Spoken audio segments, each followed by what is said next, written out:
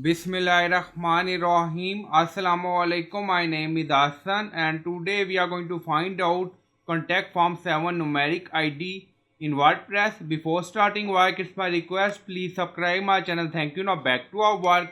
So we are using contact form 7 plugin. So this is our form and this is our short code. Now you see contact form 1 and then you see ID. So this is our alphanumeric ID. In custom code, alphanumeric ID not working. So we are going to find out numeric ID for this contact form 1. Now click on edit. So we are in edit contact form and then in URL you see post 2758. So this is our numeric ID value for this contact form 7. So in custom code you can use this value post equal to 2758. So this is our numeric ID value for contact form 7.